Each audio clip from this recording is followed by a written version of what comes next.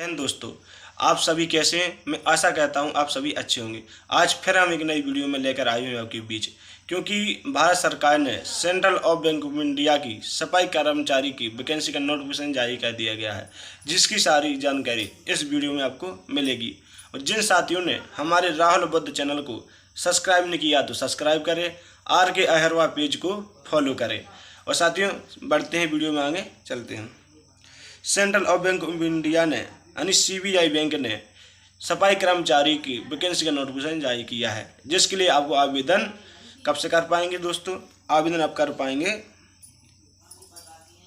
20/12/2023 से 9/1/2024 तक कर पाएंगे दोस्तों। अगर आपको आवेदन करना चाहते तो कुछ दिन और निकल गए हैं दोस्तों, और कुछ दिन और रह गए हैं, तो आप जल्दी से जल्दी आवेदन आप करें, क्योंकि 20/12/2023 से आवेदन स्टार्ट हो चुके थे दोस्तों, और अभी 9/1/2024 तक आवेदन होंगे दोस्तों। आपका एग्ज़ाम कब होगा? आपका एग्ज़ाम होगा फरवरी माह, यानी फरवरी माह में आपका एग्ज़ाम होगा, और रिजल्ट आपका आएगा मार्च में। मतलब 1 महीने बाद दोस्तों आपका तुरंत रिजल्ट भी घोषित हो जाएगा, जिससे आपको इंतज़ार भी नहीं ज़्यादा करना पड़ेगा। और आपकी अगर आप आवेदन करते हैं इस फार्म के लिए, तो आपकी एससी में आते हैं, एसटी में आते हैं, तो आपकी क्या फ़ीस रहेगी? एससी और एसटी में आते हैं दोस्तों, तो आपकी फ़ीस रहेगी 175 रुपये। और अगर आप जनरल कैटेगरी में आते हैं या ओबीसी कैटेगरी में आते हैं, तो आपकी फ़ीस रहेगी 850 रुपये। और आपकी मिनिमम आयु कितनी होनी चाहिए? मिनिमम आयु आपके आवेदन करने की योग्य होनी चाहिए 18 से 26 वर्ष तक। अगर आप ओबीसी में हैं और अगर जनरल कैटेगरी में आते हैं, तो आपको 18 से 26 तक आप आवेदन कर पाएंगे। अगर आप एससी और एसटी में हैं और ईडब्ल्यूएस में हैं, तो आपको 18 से 26 प्लस 3 वर्ष और एक्स्ट्रा तक कर पाएंगे, मतलब 29 वर्ष तक आवेदन आप कर पाएंगे दोस्तों। और आपको एजुकेशन इसकी क्या होनी चाहिए दोस्तों? आपकी एजुकेशन होनी चाहिए मिनिमम 10वीं पास, यानी किसी भी बोर्ड से आपकी 10वीं पास होना अनिवार्य है, तभी आप इसके लिए आवेदन कर पाएंगे। और दोस्तों, आपको किस किस राज्य में वैकेंसी निकली हुई है? आपकी दोस्तों गुजरात में निकली हुई है 76, मध्य प्रदेश में निकली हुई है 24, और छत्तीसगढ़ में निकली हुई है 14, और दिल्ली में निकली हुई है 21, राजस्थान में निकली हुई है 55, उड़ीसा में निकली हुई है 2, और उत्तर प्रदेश में निकली हुई है 78, और महाराष्ट्र में निकली हुई है 118, बिहार में निकली हुई है 76, और झारखंड में दोस्तों निकली हुई है 20। मतलब टोटल वैकेंसी निकली हुई है central of bank of India में 484 वैकेंसी निकली हुई है, जिसके लिए आप आवेदन कर पाएंगे। और दोस्तों, आपको किस किस कैटेगरी में कितनी कितनी निकली हुई हैं?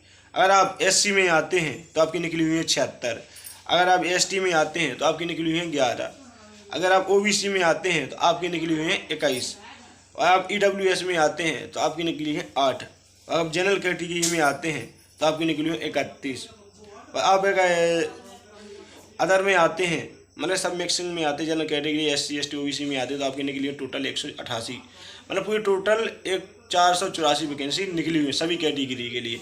कोई भी कैटेगरी का आवेदन आप कर पाएंगे, क्योंकि अच्छा मौका है दोस्तों, आप सभी के लिए अच्छे मौका है। सफाई कर्मचारी की है, क्योंकि मिनिमम एजुकेशन आपको 10 होनी चाहिए, ना आपको कोई ज़्यादा मेहनत होगी, ना कोई द्वारा एग्ज़ाम होगा। और दोस्तों, आपका एग्ज़ाम किस पैटर्न पे आएगा? आपका एग्ज़ाम आएगा वास्तुनिष्ठ, आपको कोई ना कट ऑफ रहेगा ना किसी पर। आपको सामान्य ज्ञान का होगा, सामान्य इंग्लिश का होगा, और हिंदी का होगा, आपकी लोकल भाषा का टेस्ट होगा।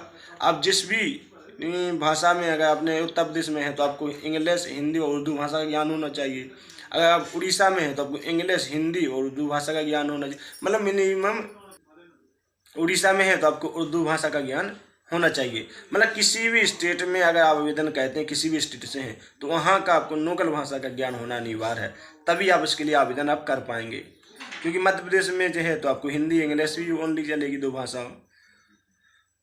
और दोस्तों, इसका आपका एग्ज़ाम किस किस स्टेट में होगा और किस किस जगह पर होगा? तो आपको एग्ज़ाम से अहमदाबाद होगा दोस्तों। इसका एग्ज़ाम कहाँ कहाँ इसका सेंटर होगा?